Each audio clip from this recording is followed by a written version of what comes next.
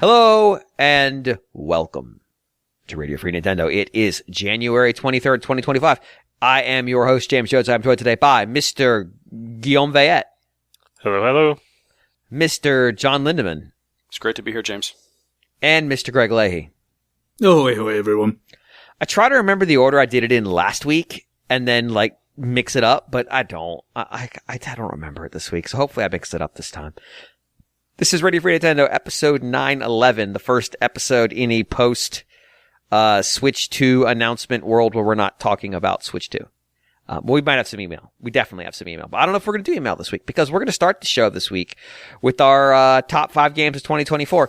If you are new to the show, which I almost wonder if there's anybody new to the show, but if you're new to the show, I am, James. Oh, yeah, I mean, in a sense. First-time listener. No, 800 episode participant.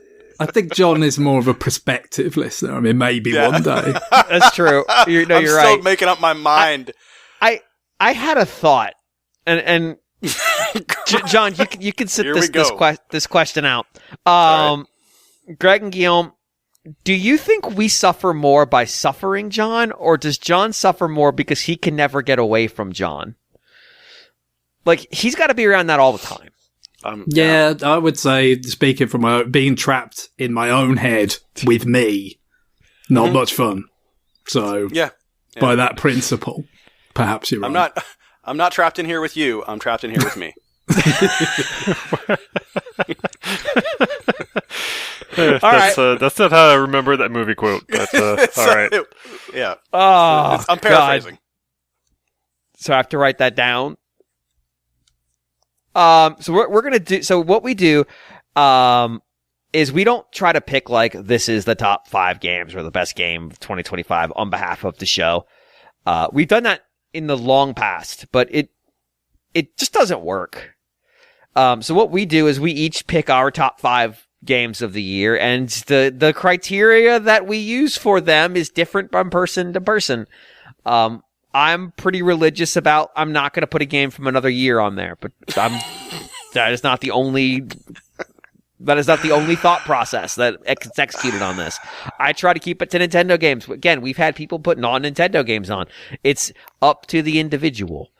We're not trying to come up with a best game of the year or whatever. This is a purely this is an exercise for us to talk about games that we enjoyed last year, and we have a little conversation about them. Obviously, there's going to be a lot of overlap. Hey, I'm going to take a wild guess that there's going to be a lot of Zelda Echoes of Wisdom. So we probably won't talk about it a whole lot every time, but, somebody might add some thoughts that they've got when it comes through. So that's kind of the gist of it. We go round robin, starting with 5. After 2, we go through honorable mentions. These are games that maybe just missed the list, or maybe games that you're not including because of whatever your personal criteria is, but you really want to call out and give recognition to. I'm putting way too much explanation on this. Honestly, this is a character flaw of mine, I suppose, but you should get the point. I don't need to explain this any more than I already have. Oh, our C words. My C word for what the C button is cataphract. I believe if you press that, a legion of Alexandrian-style soldiers appear at your door, and the "we would like to play" sense, but really they just want to come, I'm going to say loot your town unless you surrender to them immediately. So that is my C word for the week. Maybe it is that. Maybe Nintendo is hiring a bunch of reenactors. Who can say? But let's start number 5. Number 5. I'm going to randomly select the person who gets to go. And the answer is, hi, John. What's your number 5 game of the year? Wow, what a guess. My number 5 is going to be Stardew Valley. I did pick that up for Switch. It's ancient. I get it. New to me, though. I haven't really played a lot of it. Yeah, I just wanted a cozy game, And it's one of those, I own this on Steam. I own so much stuff on Steam, but it's I'm stunned. Yeah, I know.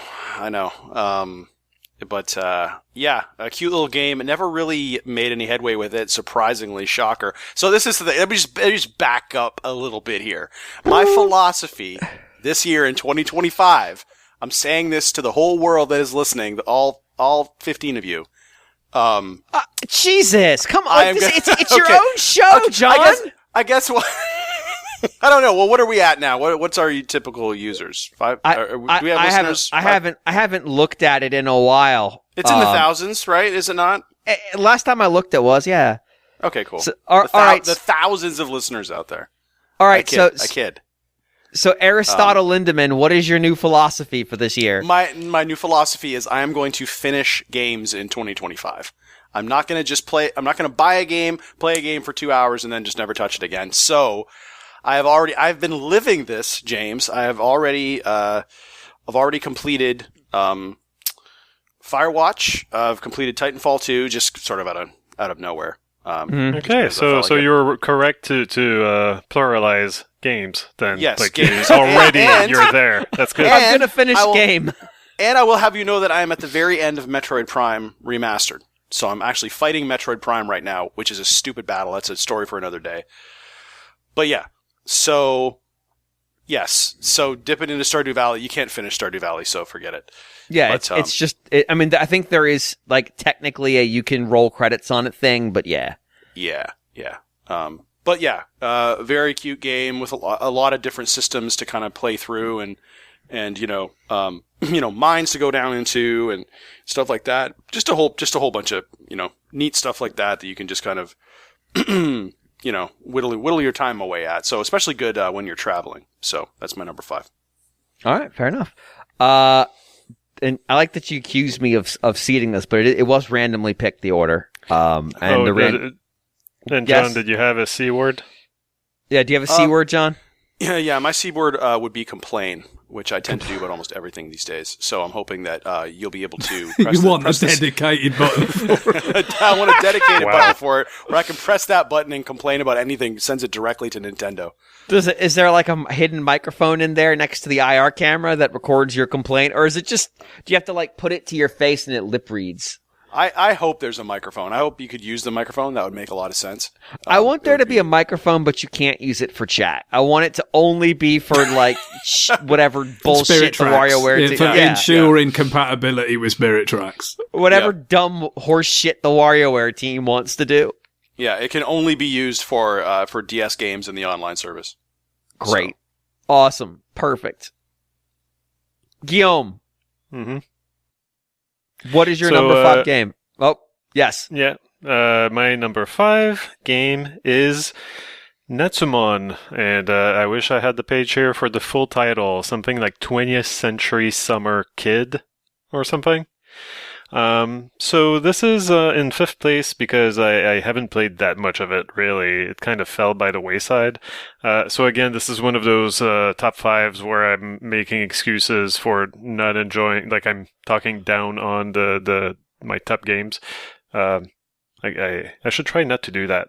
It is a cool thing that came out over here, though. Like it is a series that never came to the West before, and now it's here, and I'm very thankful for it. And it's really nice to just have this game where you're just playing around, trying to maximize the amount of fun that you can have in one day, in one summer day, and you can go fishing, and you can go catch ghosts. There's like this creepy little ghost girl all over the place. You play hide and seek with her, or you try to find stuff that she hides around. There are tons of little missions and objectives that you have to fulfill, but you learn about them as you explore, as you talk to the different characters in this little, sleepy little Japanese town where your circus has stopped. And you have the side goal of trying to raise money to be able to, pay taxes or something. I forget the details at this point. But basically you need money if you want your circus to be able to put up a performance. And so there's this whole save the day thing. You've got the whole month of August, I believe, to just explore, have fun, try to make money in some ways. And it's just wholesome fun, basically. So really enjoyable, and check it out. And these days, it's often on discount, and there's also DLC that I haven't picked up, but maybe once I finish the game, I will. Cool. And you nailed the title, by the way. It is Natsu-Mon 20th Century Summer Kid. Yes. Right? Yeah. Yes. Cool. And my C word, I believe that the button formerly known as the C button on the Switch 2 is for clap. Of course, clapping. Yeah, because as you know, like you can clap when you're playing on NSO multiplayer. Like if the other person pulls off a super sick move in Super Mario Brothers 1, you can press A and like like you clap for them. So I believe that now it's at like system level. You can press that button. It frees up the A button for something else, of course. You can press the C button to just clap when you're playing, watching someone play through an old game. Can you clap from the menu? Like, can you just be in the home screen and start clapping? Oh yeah, you can. Well, that's the whole point. You can clap at any time now, and like even like in single player games, like if you feel like wow, I really pulled off something here. This system doesn't have like achievements, but I need for someone to tell me that I did good, and that someone can be me. And so you press down that C button, and it starts. The game starts clapping, and it's just you feel better about yourself. I think it's a genius idea. I like that when John and I found the clap button playing NSO games online, it just immediately became an instrument of annoyance. It was just, how many times can I hammer this button? There's also that. Yeah. I like it. It's also at the same time kind of a what you call them, a fidget gadget for people who need it. Yeah. Yeah. It's get your stimmies. Mm-hmm. I like to imagine that every game has an internal, like, at the end of it, you get a graph of where your clapping was, like how intense you were clapping. If you hold the button, do you think it continues to clap until you release it, or is it like on active edge? Like, do you have to release to make it stop? I'm not sure. I think that maybe like they would foresee that it would get annoying, so it might change in pitch, perhaps, or speed. Good. After a while, just automatically to add some variety, and that would in no way make it even more annoying. I like that until it hits negative edge, it just claps forever. What if that button breaks and your Switch just claps for all eternity? You'd always feel what's the word for it? Fulfilled. You'd always feel spiritually fulfilled. Greg, what is your number 5 game of 2024? Well, yeah, typically I lean against having kind of collections or, remasters in a list, but this one I'm going to make an exception for, not just because I enjoy playing it a lot, that's a lot of the reason. They had some games in it that I very much enjoyed when I played them originally, and that I very much enjoyed playing on this occasion, that were hadn't very well, and hadn't been available for quite a long time. But also because there is a little bit of original content in it, and that is the Castlevania Dominus collection, that in addition to the 3 DS titles in the kind of Igarashi Castlevania tradition that it had in there, that are all kind of enjoyable in their own right, to me anyway. You also have the M2, who handled the development of the collection in general, specifically kind of did a kind of Castlevania The Adventure Rebirth treatment to the arcade game Haunted Castle, which gives you, the first little slice of classic Castlevania as opposed to the exploratory kind that's offered by the actual games, the core games in the collection itself, for the first time in a long time, and it's fun. It's very easy. It's very sort of still faithful in a lot of ways, actually, to Haunted Castle, but just way more fun, and a nice little addition on the side to the kind of the core games, but more welcome, I'd say, than the Super Nintendo Dracula X was on the Advance collection that came out a while back. No, I don't resent that inclusion, to be fair. It's kind of nice to have it available somewhere, but yeah, I don't know, maybe it would have been nice if it was like the bonus kind of inclusion, if there'd been something else perhaps. But no, the very nicely done collection of some games I've been looking forward to kind of replaying in a suitable format for quite some time. Cool. Do you have a C word? I'm still sticking with last week with the Cho for Super. Okay. You know, maybe maybe at some point they were going to call it the Super Nintendo Switch. And so it had a dedicated super button, you know, that would only work in one country.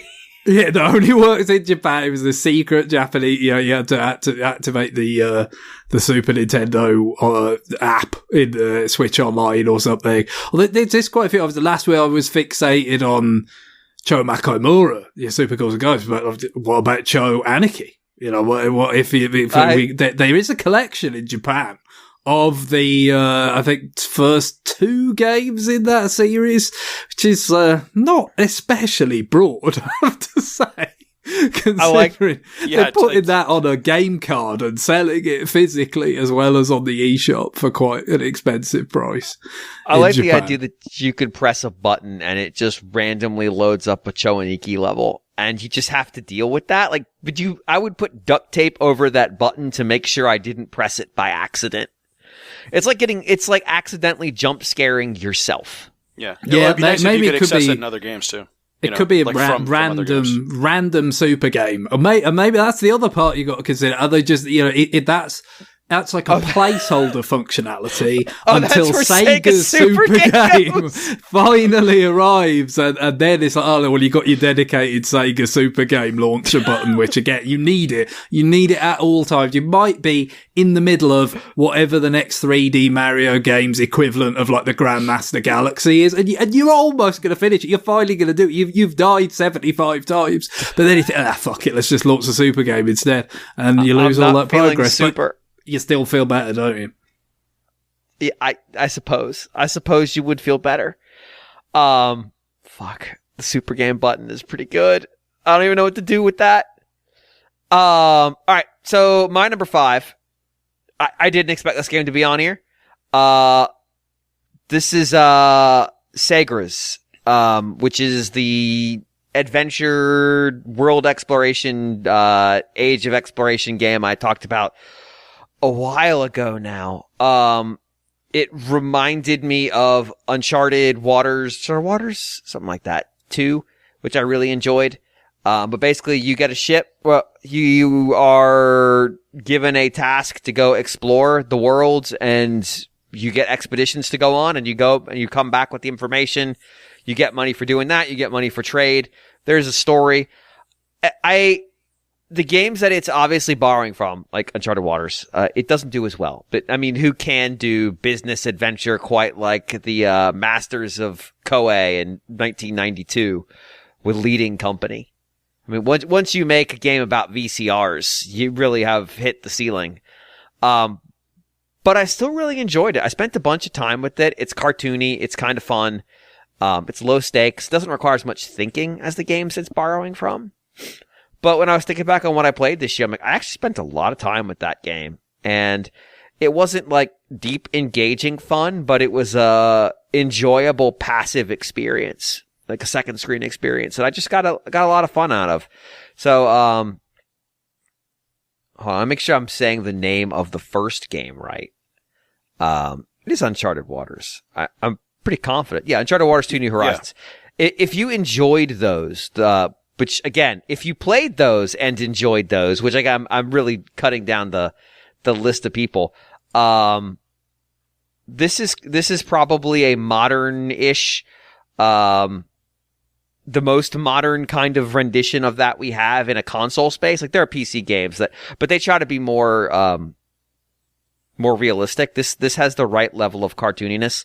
I do want to point out something I learned about Uncharted Waters 2 just recently, which is the famed Yoko Kanno wrote the soundtrack for it. Which means I need to go back and listen to that thing's soundtrack because there's probably music to end the show with at some point. But yeah, this she did not write the music for Segra's. For completeness sake, it's Sagres. It's pronounced Sagres because it's a town in Portugal, so that's why it's like that. I've already given you my C word. It's cataphract. I believe that an Alexandrian, or I guess it'd be a Macedonian, formation of spearmen will show up at your house anytime you press it.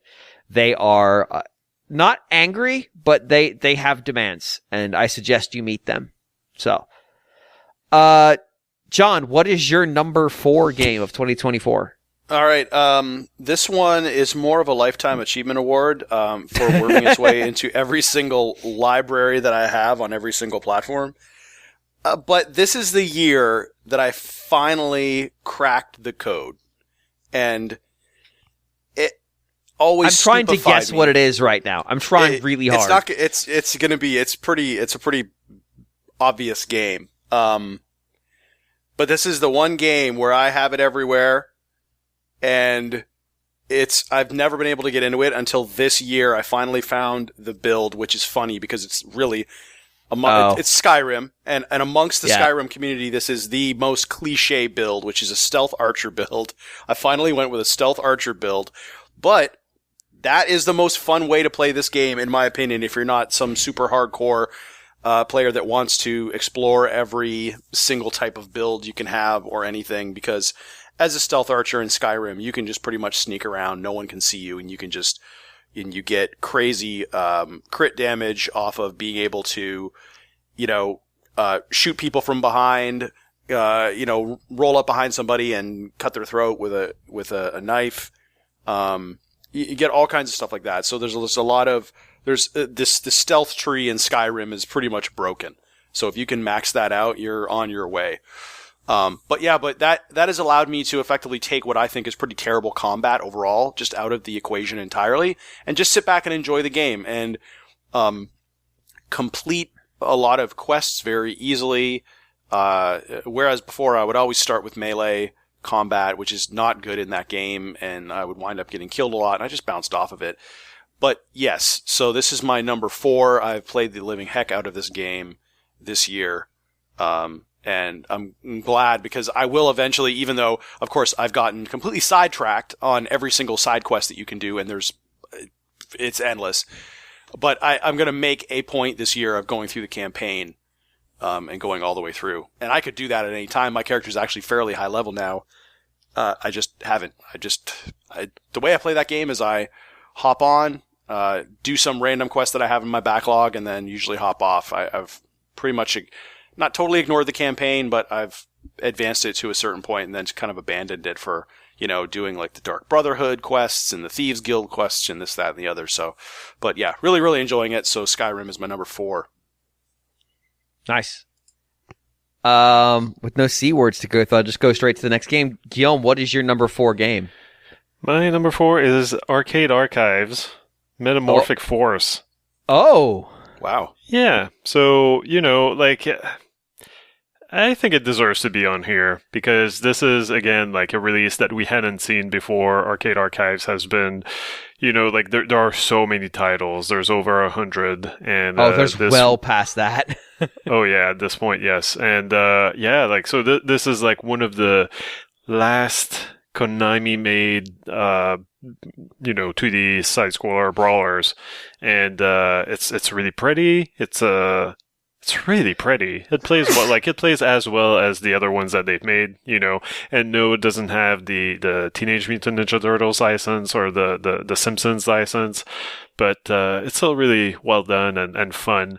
And even though, I only played through it a couple of times with Karen, we had a good time, and it brought me back to a time when, weird sprite scaling was really impressive to me. And as I mentioned when I talked about it a little bit earlier, a few months ago, the enemies seem to explode in some weird rainbow splotch, the liquid. It's really striking, and there's lots of cool effects in the 5 or 6 levels that you go through.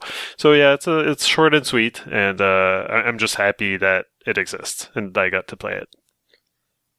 I'm trying to figure out how many Arcade Archive games there are right now. A lot, and this is probably one of the better ones of this type. It's a lot. I'm through. I'm well into the hundreds at this point. Now, the problem is that Hamster keeps releasing these Puzzle by Nikolai S. games, which are interrupting my count. Huh. So, oh my God. The best part is if you just scroll through the Arcade Archives list, you get some of the most absolutely fucked thumbnails. Like trio of punch. I don't even know what to make of this image. It is. That's also part of why this is my number 4. You know, like there's also entertainment value in just looking through the various Arcade Archives titles that are available. So that's part of the fun. I put trio of punches image. This is the image they picked to show us this game in the chat. Wow. I just wow. You guys are on I've seen this before. Yeah. on a different thing, I guess. But good for you? Question mark. Yeah, there are hundreds of these things. It is wild. Greg, what is your number 4 game? So my number 4 is the Shadow of the Ninja Reborn. This is the sort of latest in the Tengo Project's kind of line of kind of remaking old sort of sprite-based games, but this has got to be one of the most. I've not played all the preceding ones that they've done, stuff like Pocky and Rocky and Ninja Warriors or whatever. But this seems to be one of the most comprehensive because the Shadow of the Ninja NES game is sort of as a base, it's a fair bit simpler than some of the others. And what you have here is phenomenal sprite work, really very, very detailed, very sort of elaborate stuff. Looks great, from start to finish.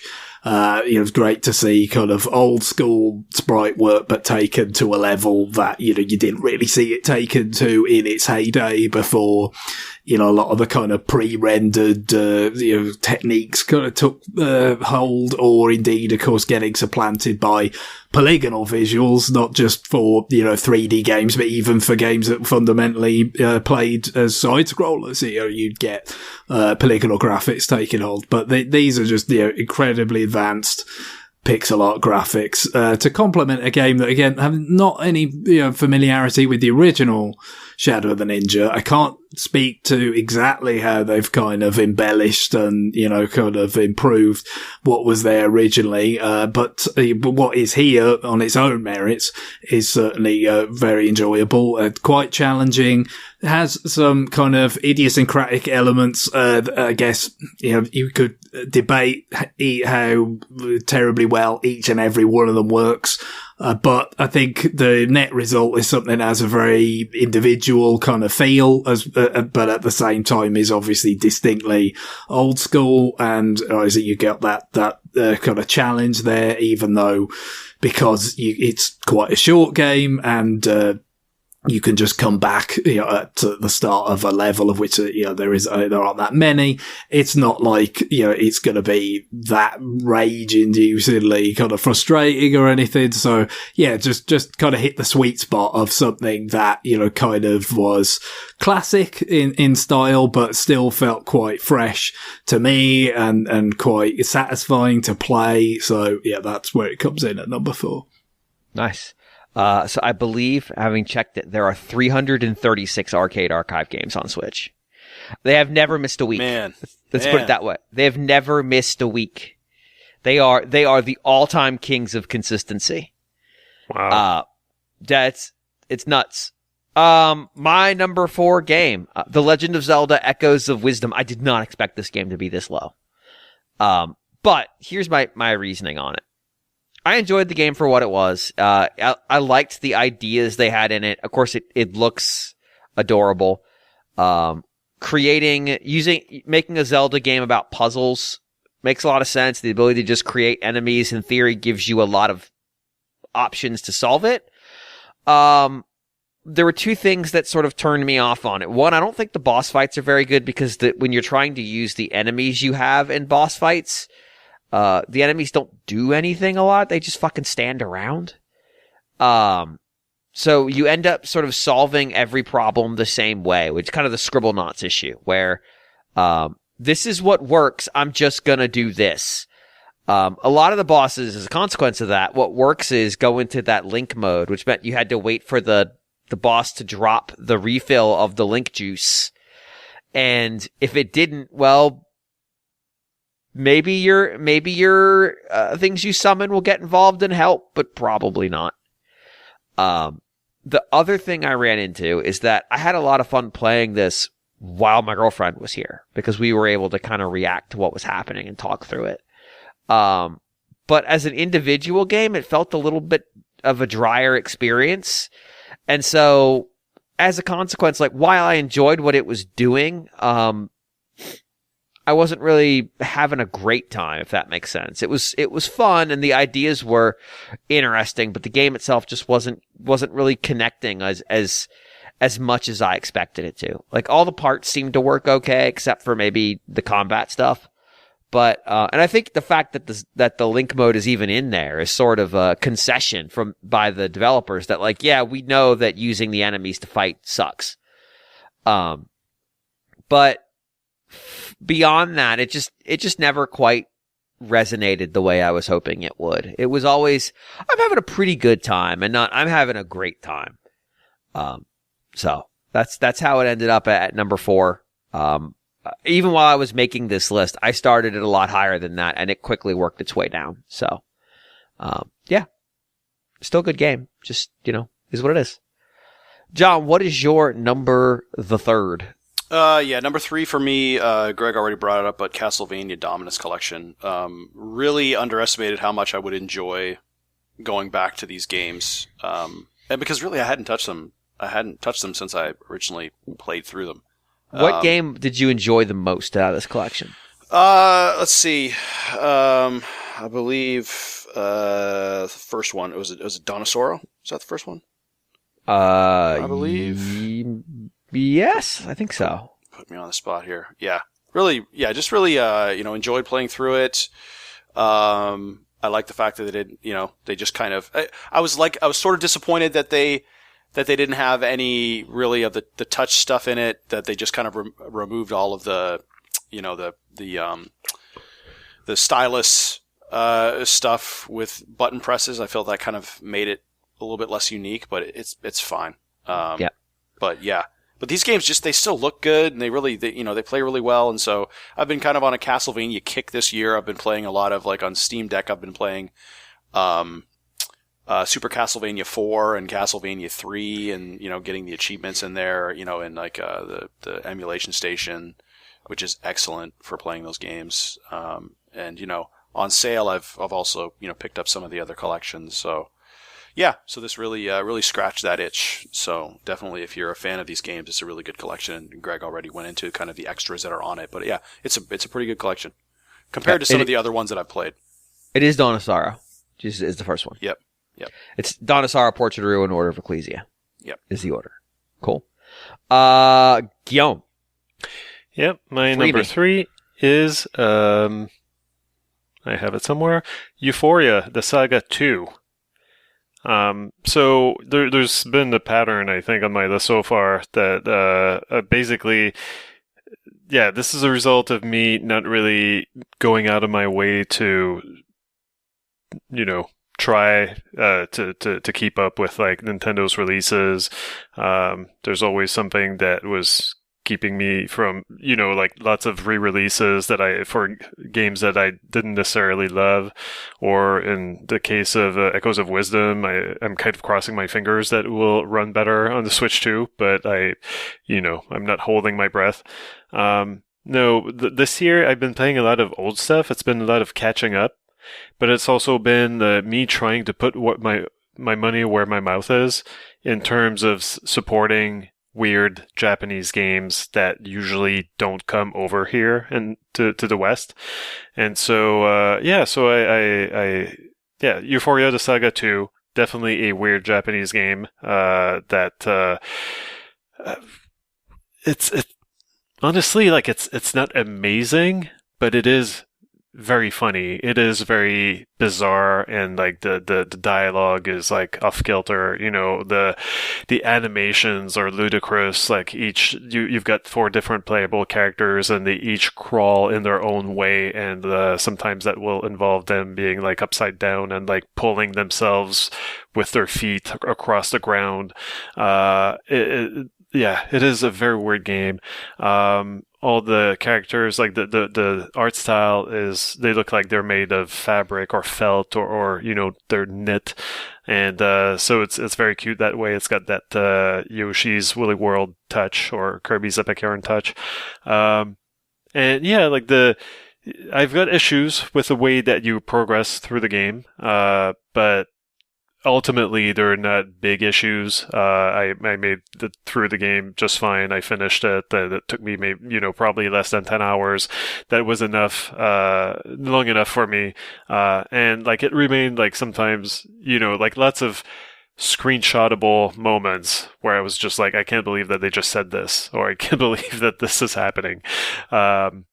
And so so it's a fun, quirky little game, and again, just like Natsumon, like it's probably much cheaper today than the price that I paid for it when it came out. Like it's regularly discounted, so check it out if you like to see that type of game.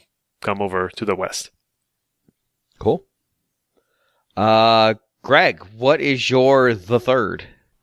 Yeah, the third game for me is Echoes of Wisdom as well. Well, it was fourth for you, wasn't it? But it's kind of, so yeah, there's not too much more to say because there's some overlap with what you said, James. I think, but probably a little bit warmer on it in some regards. I've kind of found like, again, some of this stuff is just going to be, a lot of players, I guess, are going to react to it however they're going to react to it. And there is flexibility, you do have options at least, but you're not wrong in terms of, you can certainly settle into that kind of Scribblenauts kind of groove, as it were. Not that I ever actually played any of those games, but the notion of you have a few go-tos and you just kind of keep working them over and over again. But, for me, like I said, I didn't like the idea of relying too much on the Link sort of crutch for the combat stuff. So, and you ran into that fact of like, the enemies oftentimes will just kind of, start ambling, you know what I mean? Right. What I found was that it was very much a case of like, if you can get to a place where if you spawn them within a certain proximity of something, you can pretty much rely on them attacking it or doing whatever they do at that moment.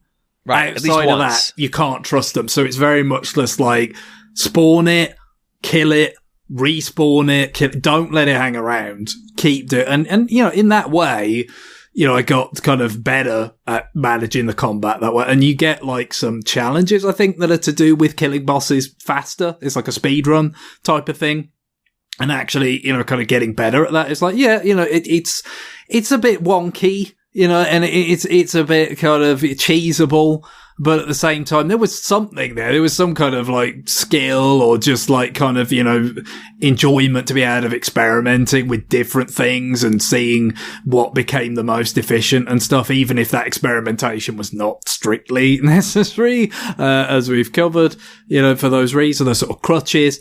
But, outside of that kind of stuff, there was, I think some of the enjoyment that was there, is definitely related to the fact that there hasn't been, an original top-down Zelda of this sort in quite some time. And there was an aspect of it that was, kind of playing the hits in terms of, a world that's quite, clearly based on that good old Link to the Past overworld, but kind of embellished a bit and somewhat kind of tweaked and whatnot. And the fact that it had been a while, since with this kind of experience, I think there's good and bad with that kind of play the hits aspect of it. But for me, the good kind of outweighs the bad, or the enjoyable kind of outweighs it in terms of just it's nice to see those things again, play around in that world again, and in something of a different way. I think it was broad. I mean, I didn't have necessarily the highest expectations for it in the first place, right? We've talked about this many times, and I talked about it when I spoke about Echoes of Wisdom the first time. It's just like, we all know that they kind of Nintendo's top tier developers left from the Grey Havens, basically. It went off to the undying lands of Switch 2 development once Super Mario Bros. Wonder was complete. So you kind of knew it was going to be a case of like, okay, what can we do with stuff that's already kind of around? In this case, the Link's Awakening remake and, Grezzo, developing that stuff. And so, you kind of felt like, yeah, maybe the ceiling on this isn't that high even before it came out. And, when it came, when actually playing it, I think it was somewhere around about in the middle of what I was hoping for. Not like at the top end, but certainly not at the lower end either. I rather enjoyed it, and hopefully this is a kind of side, kind of branch of Zelda that can endure as we go into the future. And, the main branch of Zelda is going to be presumably getting even more costly to develop, and the games are going to be even farther apart in time and all this kind of stuff. And yet, they seldom go a year without releasing something Zelda, right? So hopefully, this is the kind of thing that can pop up every now and again to fill, a kind of a spot on a launch lineup for a given year of Zelda stuff, and maybe they'll be able to do more and kind of more original and more satisfying things with it in the future. But for now, it was quite enjoyable, I'd say. Cool. My number 3, so all mine are already written, so I had to figure out what number we were on for a second there. My number 3 is Unicorn Overlord, which is funny because right now, if we were doing New Business, what I would tell you is I'm playing Unicorn Overlord, which is a game I spent 60 plus hours on last year, and I'm doing it again. Why? Well, it's not taking me 60 hours this time. I am blitzing through this game. Except I'm not, because I could blitz through this game. I could have possibly already beaten this game in like 27 hours. What I'm doing instead is I am stridently refusing to play this game in order. I talked about it last week. I bypassed the second country they want you to go to and immediately went to the third, where they expect you to be about 10 levels higher than I was. I cheesed and tactics my way through about half of that to put some levels on, and then said, you know what? Screw that. I'm going to go to the fourth area before I even finish the third, which is another 10 level jump. And now I'm angling to jump from there to the fifth area. Again, having not cleared any of those sections. Why? I don't know. I just want to see how much the game lets me screw with it. And the answer appears to be quite a bit.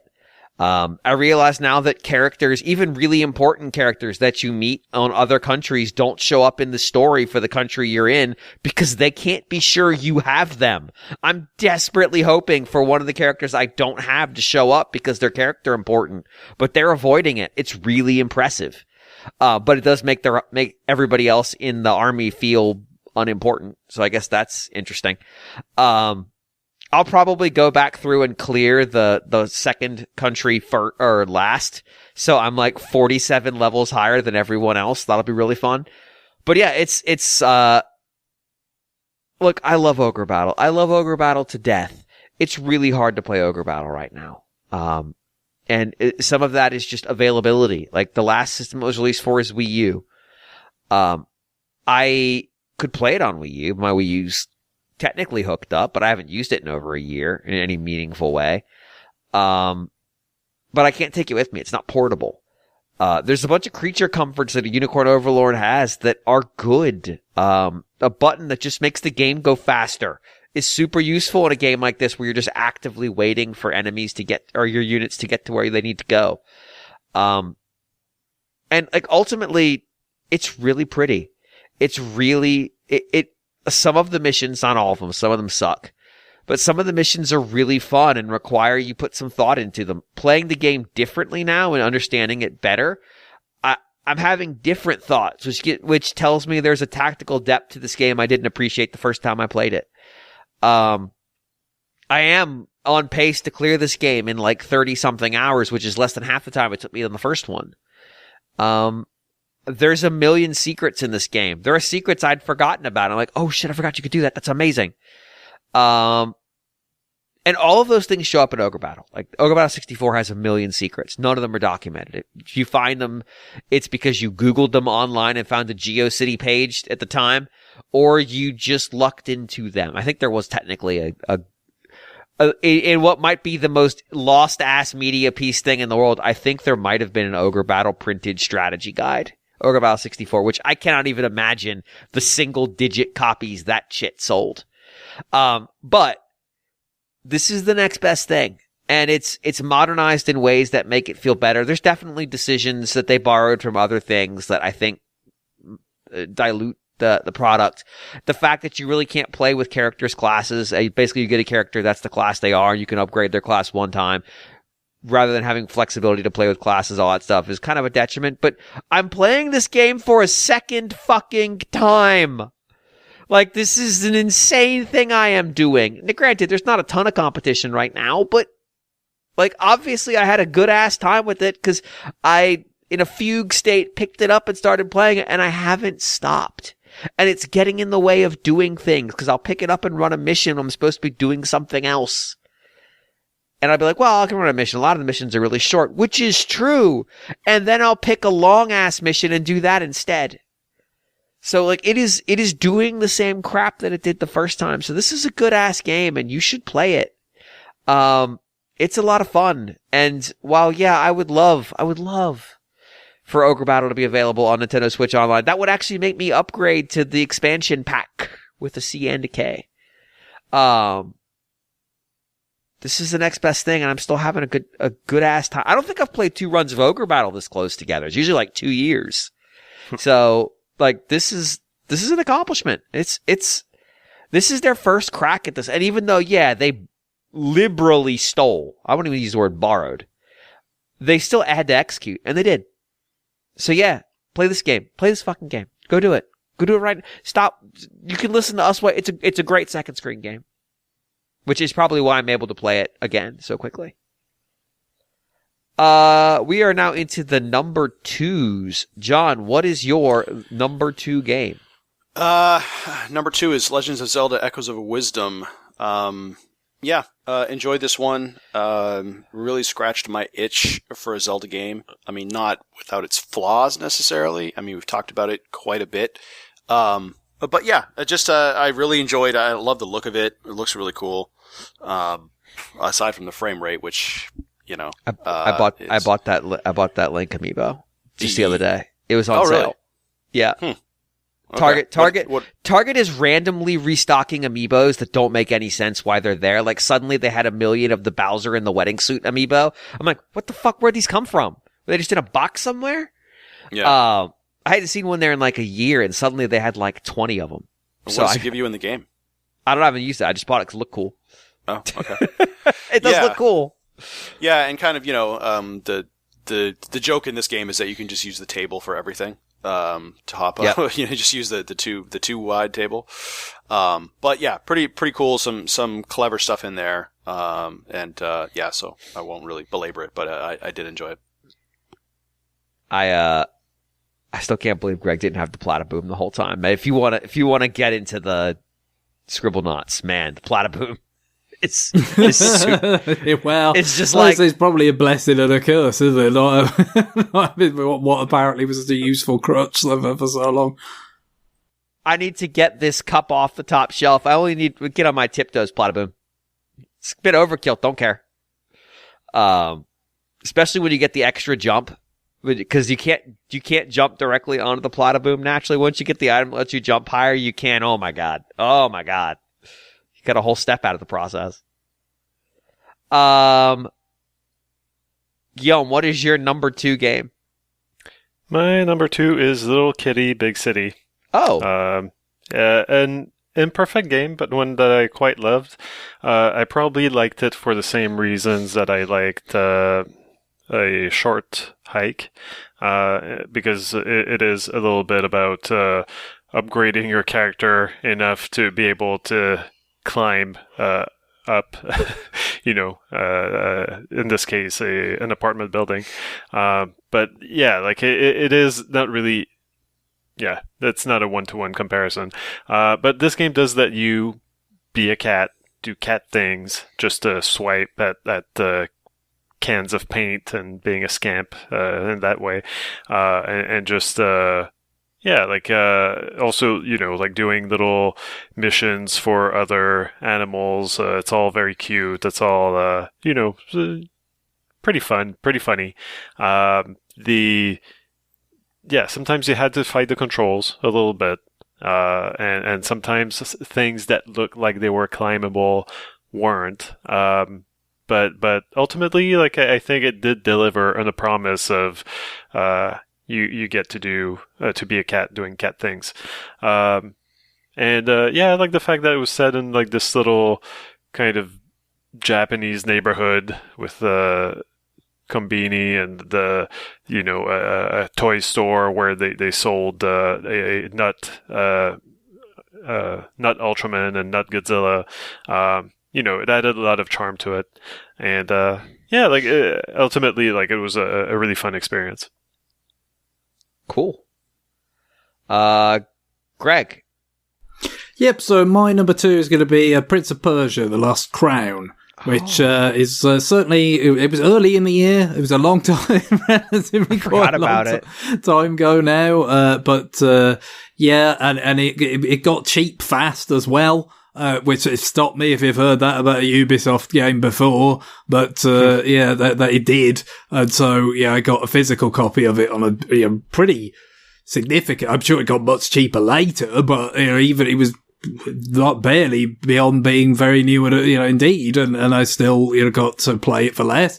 But I'm very glad I did, because it's very satisfying experience in the kind of very much specifically like Metroid Dread inspired, more so than just like Metroid in general, because of that kind of combat kind of bent to it. Not that it's the the Dread or anything is the first of such game to have a lot of more combat in it, because we've seen plenty of that over the years, so like Guacamelee or even Castlevania Lords of Shadow that Mercury Steam made before they made any Metroid games, emphasize combat. But this does it kind of probably more, I said, in that kind of Dread style of being very fast rather than kind of lumbering like certain sort of more combat focused such games can be.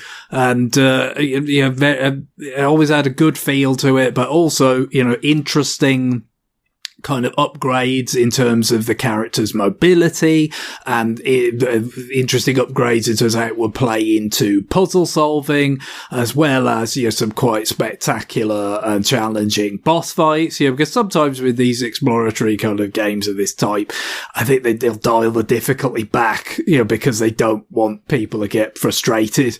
Because the exploration is the point, right? Well, that's, they didn't, certainly, there's probably lots of different difficulty options there that if you really did want to dial it back, but certainly, there's just like playing on the sort of, I think, pretty standard options. There was enough bite there, and I think there was higher difficulties if I wanted them. So this was really enjoyable. High production values, good level design, interesting abilities, quite combat focused. I know it's not necessarily going to be everyone's cup of tea with this particular sort of game. Sometimes you'd rather it be just like really heavily leveraged on the exploration, like something like, I don't know, Axiom Verge 2, for instance, which goes like really hard that way. For me, I could enjoy different sort of, kind of, shading, if you like, different favouring of what aspects, pretty equally. And this was very satisfying, Prince of Persia: The Lost Crown in that way. So that's why it's number 2. Cool. My number 2 is Ys 10. So I love the Ys games. Well, I love most of the Ys games I've played. 9 is a buggy, fucked up mess of a game that doesn't understand what makes the series cool. It was my biggest disappointment that year. Ys 8's amazing. Ys 10's amazing. They both feature a lot of exploration as a core conceit. Ys 8's exploration is you're on an island with fucking dinosaurs. How rad is that? Ys 10 is you get a pirate ship. That's also rad as hell. And sail from island to island. It's just rad. Like, Adol has a great life. It's a terrible life, but it's a great life. And he has a great attitude about it. this is a return to form for the game. It's about exploration. It's about adventure. It feels like an adventure. It feels like you going on a swashbuckling, exciting adventure, doing all kinds of crazy shit with Adol while he interacts with effectively divine beings for the 38th time in his 24-year existence. And just saves the world from trouble that people don't even know exists and just continues to build his legacy. This game's fun as hell. It's a great RPG. The writing is funny. The scenario is stupid. The music's great. I just really enjoy these things. And yeah, I one time referred to Ys 8 as like a discount Xenoblade, and that's still fair. It's still fair to call it that. This one isn't quite doing that, but like it still hits a lot of the emotional vibes that come with exploring a Xenoblade world, just without 70% of the presentation. We'll go with that. Like a lot, much scaled back from that standpoint. Seren told me when she played, I want to say she must have like played a demo of it from the Japanese eShop or something, but it was a while before the game came out here. She just told me straight up, you're going to love the hell out of this game. And she was right. It's really, really, really good. I really had a great time with it, and I strongly advise people to play it and Ys 8 on Switch. I know the Oath and Felghana remake came out like a week ago, a little bit more than that. That's using, is that using Bump? No, that's using another combat system. I can't remember what combat system they were on for that one. I think it's the more Zelda-y combat system. Yo, you played Oath and Felghana, didn't you? I did. Yeah, I don't really remember. We did Ys book 1 and 2. That's the bump system. That's the one where you just run into things. Yeah, I just remember like a whirlwind slashing move a lot in Oath and Felghana. Like you used it as to cross wider gaps and also to fuck up enemies. Yeah, I think this one's a more action-oriented combat system, and then the 8, 9, and 10 are RPGs. I don't recommend 9. Like, you can play 9 and see it, but it kind of sucks. Like I said, it is absolutely bugged the hell and back. It is crazy fucking bugs. Absolute bullshit, where, like, the bridge your party is running on disappears in a cutscene, so they're just running over an empty chasm. Multiple people reported that bug. So that's cool. In a cutscene you must hit, so it's not even like a weird bug. Alright. That was my number 2. So we're gonna go through our honorable mentions. You could just exhaust your list. We don't have to alternate on this one. John, what honorable mentions do you have for 2024? Let's see. For 2024, I did drop in. This was the year I went back and I played a lot of old stuff, right? And just a lot of stuff that was on sale, especially. I played a bunch of Dead Cells, got back into that. Luminous, even I dug that out of. Oh wow! Yeah. But also, got into a little bit of, PlayStation VR as well. Really enjoyed Synth Rider. Is great. Very therapeutic. Very simple. I still have to dig back into some VR stuff. Like I still have yet to play Gran Turismo and stuff like that. But yeah, really enjoyed that. I think that's it. Anything else? Some of the old Castlevania collections I played. Diablo 4, of course. I played a bunch of Diablo 4, even though with Endgame I burned out on it eventually. And I don't think the Endgame is as strong as Diablo 3. So, but I think that's my list. Cool. Guillaume? Yeah, so I guess did not make the list Tears of the Kingdom because I played it was on my list in 2023. Yeah. But I played half of it in 2023. Took a long break and then played the rest of it in 2024. I might have played more of it in 2024. So but I did not really consider putting it on the list. But yeah, great game still. I did well to put it on my 2023 list. Other than that, Double Dragon Gaiden is a 2022 release, I believe. I played 27 hours of it with Karen, so I enjoyed it a lot, but I decided not to put any older games on my list. 1,000 Times Resist. I'm still not deep enough into the game that I feel like I can put it on my list, but it's very good so far, so it's kind of like it was not meant to be, I guess. I don't think I'm probably not going to put it on my next year's list, but yeah, it's very good, and I'll talk about it more in the next few weeks. And finally, I guess Indiana Jones, which is probably my game of the year, but it's on the wrong system, so fuck that. it's not going to be on my list. But it is so I finished it, and I really enjoyed all of it, and yeah, some people enjoy more like the more kind of linear segments of the game. Some people enjoyed more the exploration. I liked all of it. I'm a sucker for kind of semi-open world, go find all the icons on this map stuff. And this game was smarter than most because it did have a lot of puzzles to solve before you could get the doodad. I do think that the doodads that you do find to get the best ending, there could have been fewer of them, though. Like it's kind of like the moons in Super Mario Odyssey. Like I didn't need that many. But I will say, like it just made me really love Indiana Jones again, and I still haven't watched Dial of Destiny when I heard what it was like and what it was about, and like it seemed to just be like just trying to titillate like people's nostalgia for this franchise without really offering really anything new.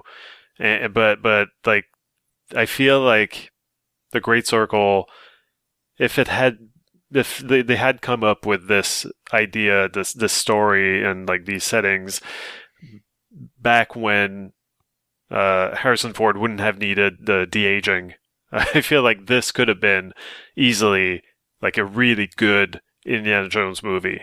I agree. And we haven't had that in a while, so like it really, like it reminded me, like, oh yeah, I really fucking love this franchise, this character, and this whole shtick, So yeah, like it was kind of nice to be reminded that I don't have to be cynical and blasé all the time. Like this was just the right game to kind of to make me feel like, okay, I can still like this kind of stuff. Yeah, it's so silly. It's so silly. Greg, what are your honorable mentions? Well, yeah, a few things, I guess. Certainly enjoyed the new version of Paper Mario Thousand Year Door. That was my first time actually playing through the game, and, certainly graphically, it was, quite substantially kind of updated, going a lot kind of deeper with the paper kind of aesthetic than they did before, but well, they were able to on the GameCube and all that. I mean, there's definitely some things I kind of felt like, still maybe could have been tidied up a bit, but I think they did also, offer significantly more fast travel kind of options and bunch of things that did streamline the game to some extent. It still left some things that maybe could have been streamlined further, but still a very enjoyable experience overall. Brothership as well, I've talked about that plenty recently, but I did enjoy it quite a lot, so that's worth a mention as well. Really quite early in the year, the Mario vs. DK remake. I mean, it's like very there's not much to it, but it was a fun experience in terms of like I like those games. Donkey Kong for Game Boy, aka Donkey Kong 94. You're probably the best, of that sort. But then, the GBA game was, decent kind of follow up, trying to sort of, basically take the same formula and maybe do a few different things with it. I mean, the biggest sort of sin that it committed back then was just that the graphics were ugly as sin. Because you had these, kind of chunky pre-rendered things on the GBA's low resolution. It's just, it wasn't very good, it wasn't very nice to look at, even back then. So actually having, not astounding graphics, but just like clean and, decent looking ones, and some extra worlds with some different gimmicks. Like it's you could argue, whether it merits the price tag that it would have been if you got a little bit of a deal on a physical copy relatively early, but, it's still, even then, is a little bit steep for what it is, but the actual just, the gameplay and enjoying it was I think was very worthwhile. Cool. Any others? No, I think that'll do. A lot of it just stuff I would have liked to get to, really. Unicorn Overlord is I own it. It's there, but, I've got to get around to that at some point. Quite like to get around to the new Shin Megami Tensei 5 version, because, I did enjoy the original version of it, but I got pretty damn deep. I got close to finishing it, but not quite all the way there. But, the kind of idea of, fleshing it out a little bit more narratively and addressing some of the kind of issues that were there, it's quite appealing. But again, it's difficult to say, I'm going to prioritize playing that when I've played quite a lot of it. I mean, what was it?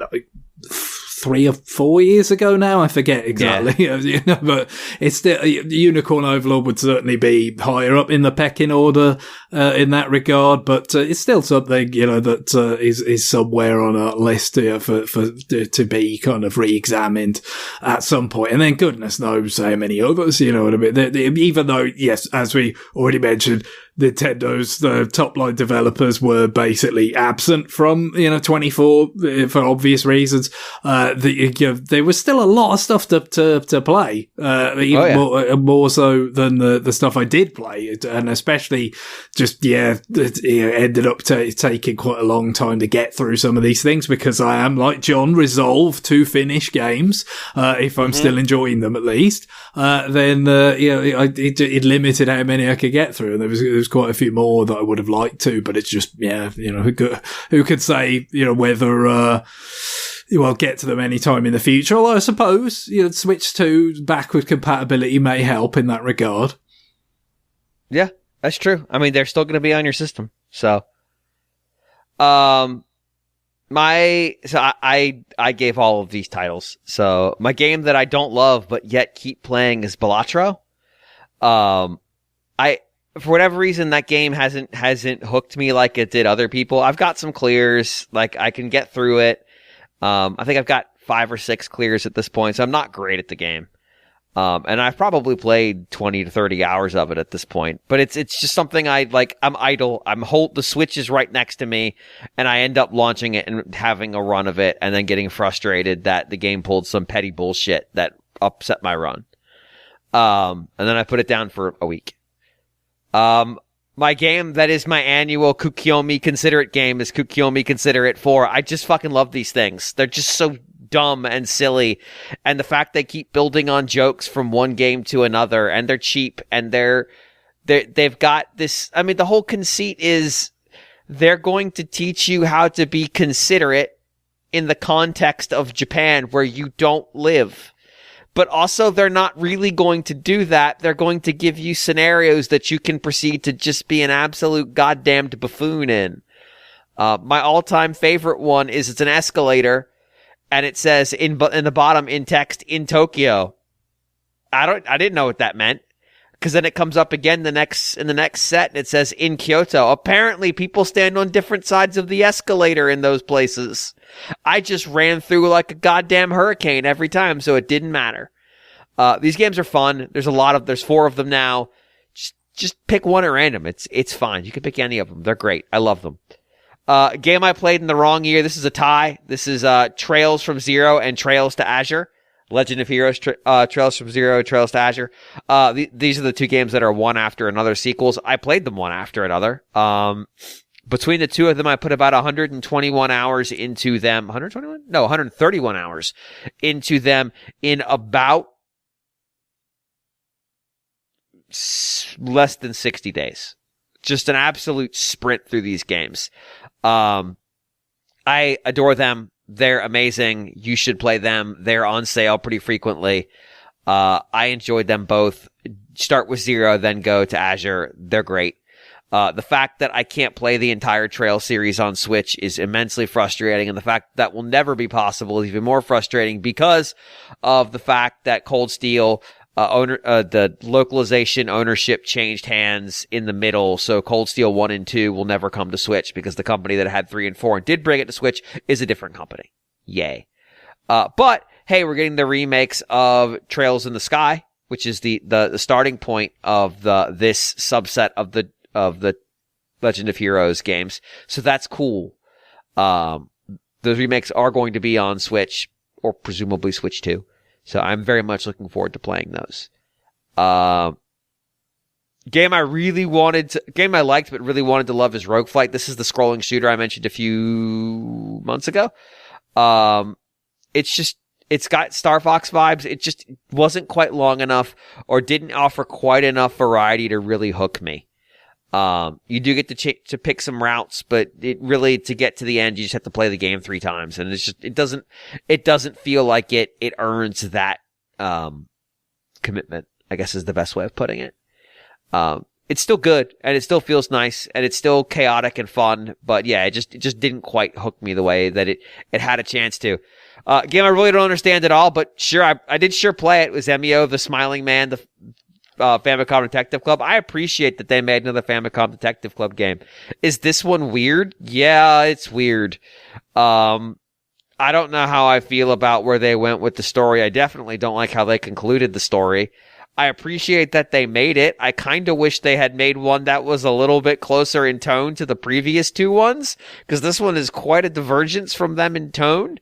The Missing Heir is relatively, I'm going to say lighthearted, but, easier to deal with. And The Girl Who Stands Behind is a little dark, but not really dark. This game is extremely dark in ways it probably didn't need to be.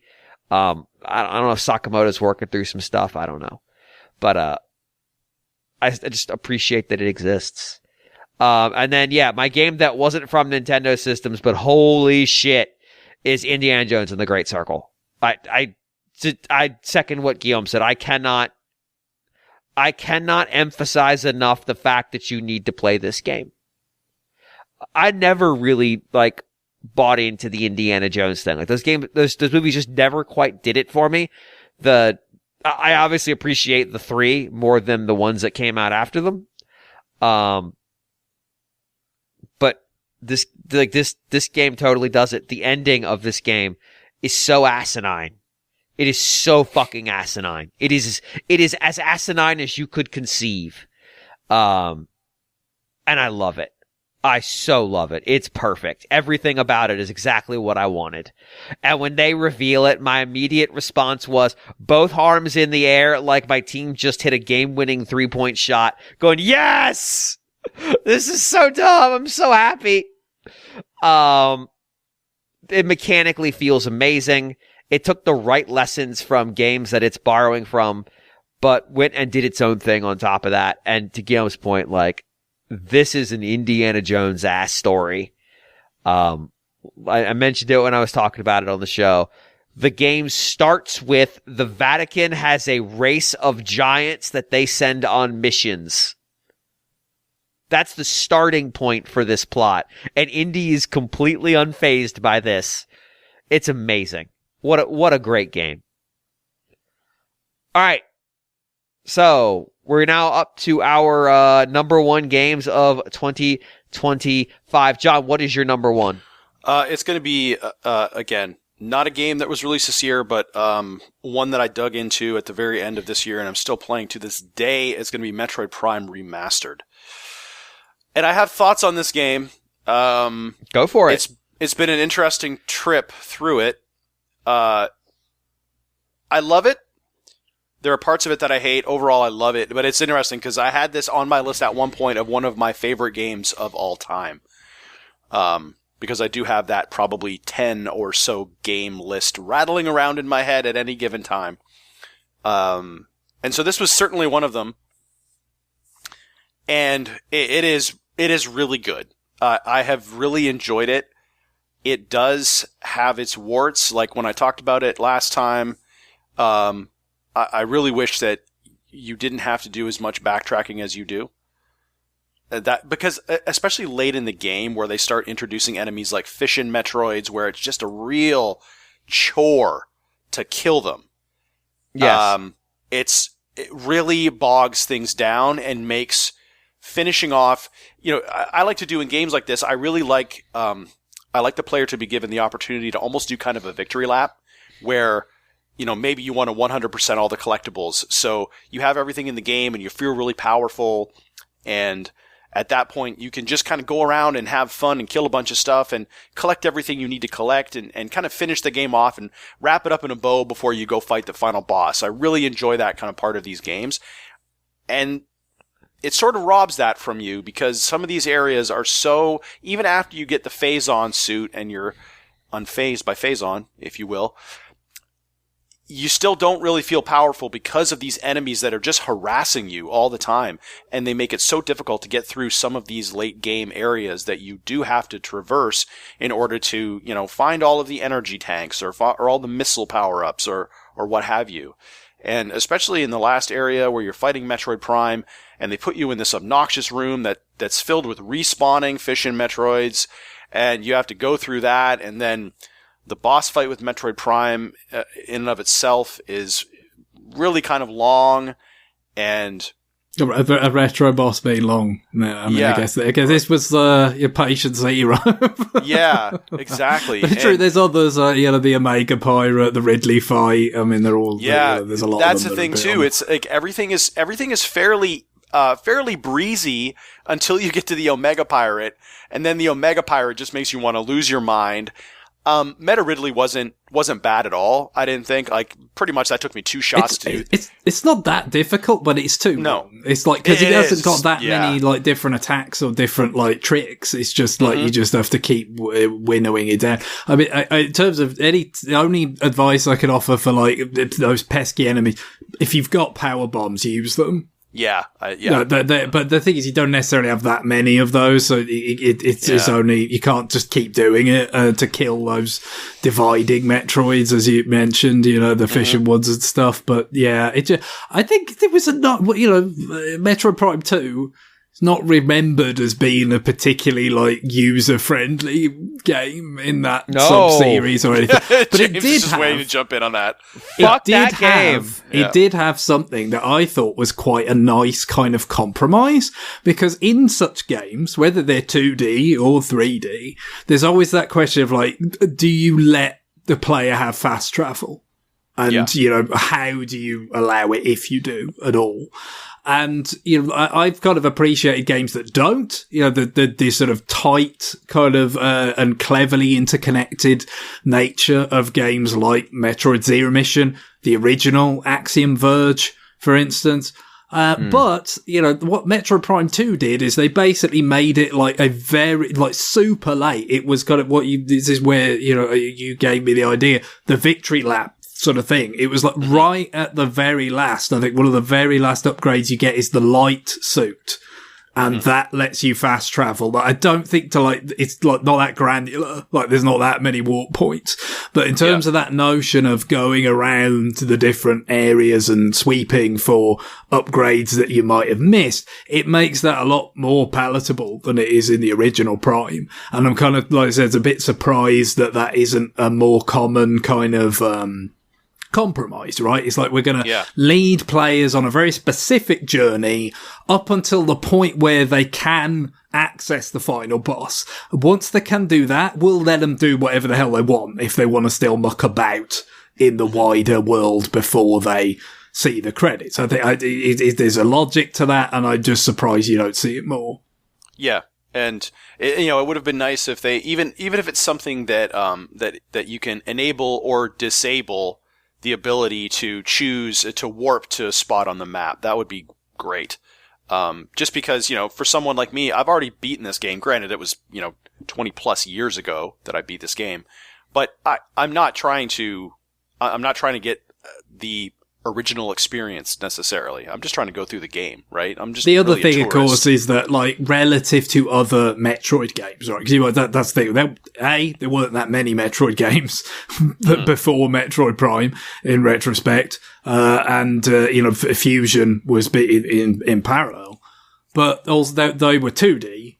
And that issue, like retraversing the environment without fast travel, it's a bit of a different kettle of fish when it's so much faster. In, especially Super Metroid, like using the speed boost and shine sparking and all that kind of stuff. Like, if you know what you're doing, all of a sudden you can, work these shortcuts that they've kind of cleverly put together. Yeah, and then there's some like interconnections and things that you can exploit in Metroid Prime, and you can very clearly see the kind of when it's over the journey that they intended to take you on. But for that kind of crisscrossing in a really fast way, it's first person, you're kind of slow, there's no yes, you could go in the ball and sometimes that's a little bit quicker, but that has its limits. It's just a bit clunky in that regard. Yeah, it's the same thing with the vertical rooms. I was thinking that going through some of these rooms where you have to do platforming all the way up to the top of the room, and then they'll have some enemy with a knockback attack that hits you and you fall all the way down to the bottom, and then the bottom isn't actually the bottom because the bottom is water, so you fall into the water and then you sink to the very bottom of the room, and then you have to climb all the way back up. And so I'm sitting there thinking, this is a faithful recreation of the 2D Metroid level design that you have brought into 3D, but it's actually not as fun as you probably thought it would be. So... No, it's true. I mean, I guess there's probably was some sort of I don't know if it's a mandate, but maybe just at least a sense of obligation of what do people think of when they think of the original Metroid is those vertical kind of shafts, isn't it? Because it was at a time where basically it would either scroll horizontally or vertically, one or the other. Right. And that, of course, informed the world design there. And then Super Metroid is set in the same world, and so it has quite a lot of that in it as well. Then Zero Mission is a recreation of that. That has a lot of that in it. But, in terms of, do you want it in first person? It is a bit of a different kind of equation there. But, they probably felt obliged to do it. It'd be interesting to see... when we get to Metroid Prime 4, which we had 2 and 3, they exist, and having not played them in a while, I can't readily kind of tell you how much such level design persisted in those. But certainly with even more years of hindsight, it'll be quite interesting to see whether some of that is dialed back, or whether it's almost like, again, there's this feel of hey, this is Metroid, so you kind of have that feeling of, Samus, traversing these kind of, very vertiginous kind of places, or it's part of the series DNA. So I get the other question: if you don't want to excise it, can you make it better? Can you make it smoother, more fun, more efficient? Yep. Yeah. So, for the most part, enjoying it. But really, I really hope I can actually get 100% on the scans. I'm sure I've missed something along the way. But yeah, that's my number one game. Cool. Guillaume. I get the feeling that it's going to come up again. But my number one game is Thank Goodness You're Here. Yeah. Have I figured it out right? Yeah. Yeah. So I it's a short game. It's very silly. It's very stupid. But God, it's very, very funny. And it's not the most, interactive. They call it a slapstick slapformer or something. Like it could just be an animated show. Yeah, basically. You just go around and you slap on things and people to make things happen. And occasionally you'll get into a little scene where someone asks something of you, and then for some reason your very little guy, your size changes according to the needs of the whatever's happening. The needs of the joke. And what's happening never makes sense. And it's just this surreal, weird game that you're just going along for the ride, basically. Often you'll just be mouth open, just wondering what the hell am I watching? What the hell am I playing? And yeah, it's very, very entertaining and very funny. And it takes maybe 2 hours to get through. Yes. That's not a problem. It's a it's fun the right romp, length. the whole time. Yeah. And I feel like comedy is tough to do in games, although I think that developers are getting better and better at it. But for a long time, it was just basically like there was LucasArts, and that was almost it. But yeah, like it's hilarious. I think that, you know, we don't have too many hilarious games in 2024, and I think that we needed them. We need them in 2025. Yes. So yeah, big thumbs up for thank goodness you're here. I will add my 2 cents when we get there. Greg, what is your number one game?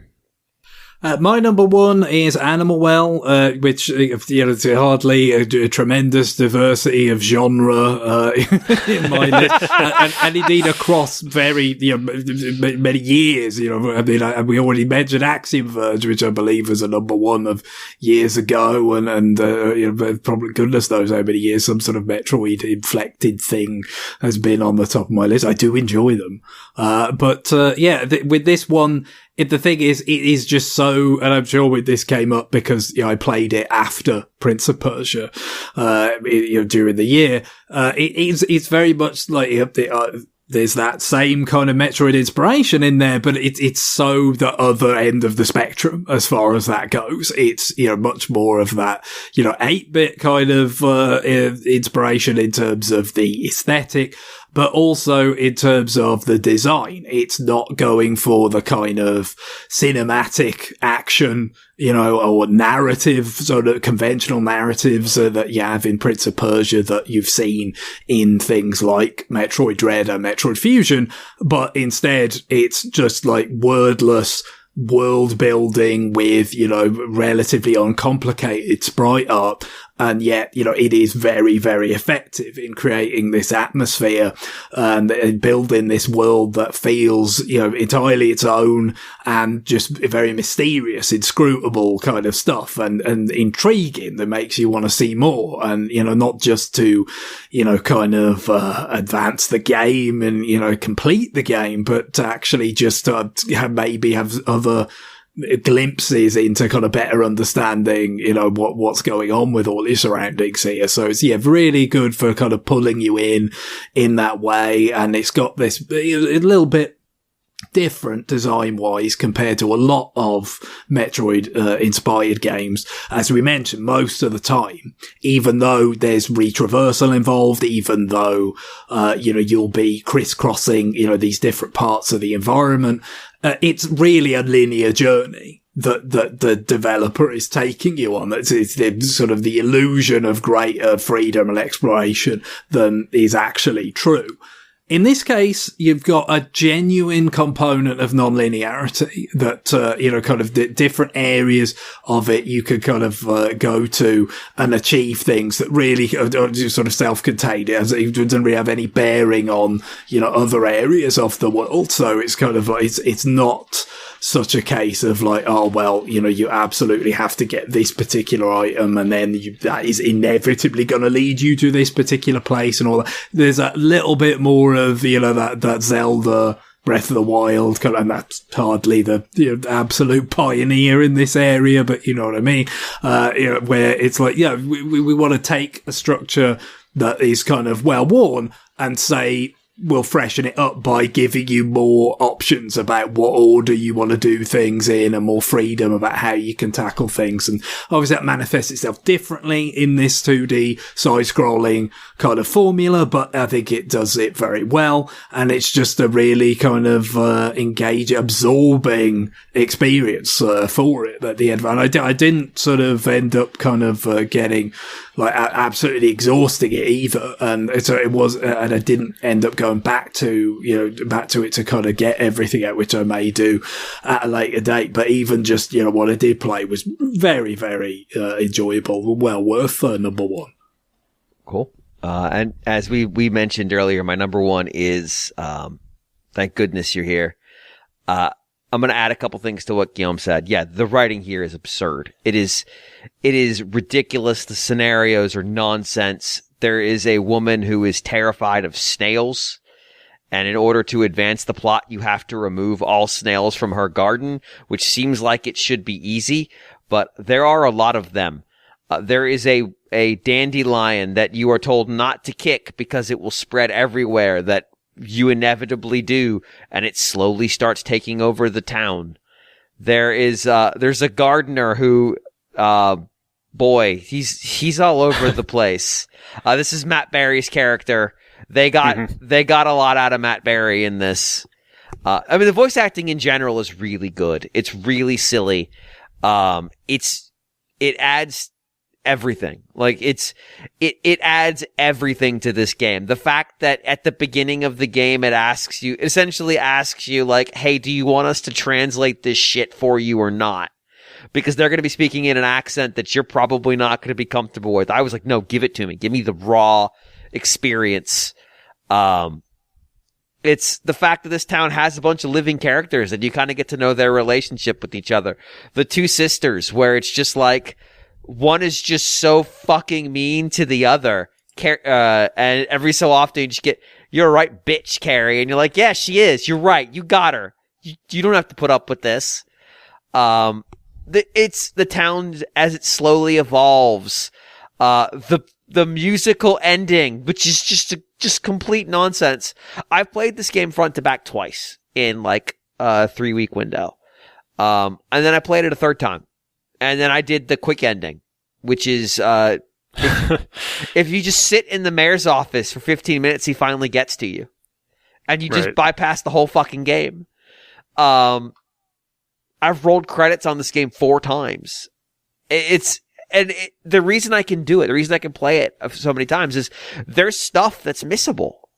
And like, I saw different things, or like, I didn't find out about the brick salesman side quest until like my 3rd playthrough, which is a situation where you just keep selling this guy's shit. It's ridiculous.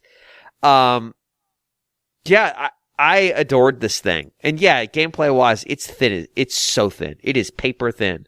It would not have been a materially different experience if it was a rambling movie. But it isn't.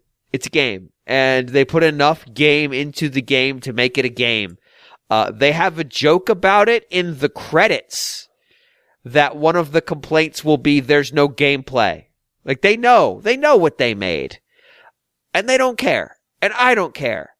It's so much fun. It's so stupid and so wonderful and just funny. It's not usually crass. It can be crass occasionally. But mostly it's just a collection of fucking weirdos in a town being weirdos, and your lemon-headed child-sized man, is just stuck dealing with them. He doesn't have to. He made this problem himself. But it's a game where you're sent to go visit this town, and your first action is you jump out a window of a tall building and your boss just yells at you, "There's a door right there, man." That's the start of this game, and that's as normal as it gets. Everything is downhill from there. It's preposterous and ridiculous, and it's the best. It's just so much fun. You should play Thank Goodness Year. You should. You really should. It is like, I know Goose Game is regarded as being extremely funny. Those games are linked because they have a similar publisher in my head. Goose Game, I think it is the same, right? It's the same publisher. Panic is the publisher. Same publisher, different developers. Goose Game on its funniest is nowhere near as funny in this game at its least funny.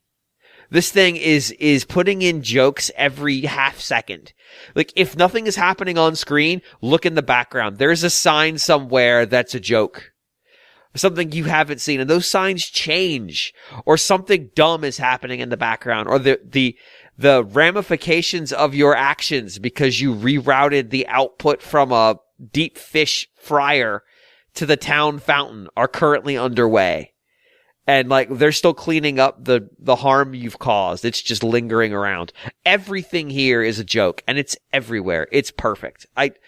Guillaume's right. There's not enough humor in games in general, but the depth of the jokes in this game, not the depths like, oh, that joke's so deep, it's got so much meaning. But no, like the sheer, this game is an execution in volume of fire. It is pouring jokes at you at all times. Some of them are visual, some of them are audio, some of them are just characters being what they are. But it's some of them is concept. Like there's a place that sells smokes and fish, and literally he sells fish with cigarettes in their mouth. Like what? What? It's all there constantly, just hammering you with comedy, and it's perfect. Everything about, like, I wouldn't change a single thing about this game. Like it's exactly what I needed it to be, and I didn't even know I needed it at that point. So thank goodness you here is amazing. You should play it. Yep. That does it for us. We got through our full list. This is kind of a weird year because we talked about it. Like there's not a big giant Nintendo tentpole release. If there's anything, it's probably Super Mario Party Jamboree. So we actually have a lot of diversity this year. Echoes of Wisdom shows up a few times. But in terms of overlap, it's kind of a lot of not overlap. So this has got to be one of the least overlapping years we've had, which is kind of fun. But yeah, it felt like a light year, but a lot of good stuff came out. So, hey, if you haven't played any of these games, give them a shot.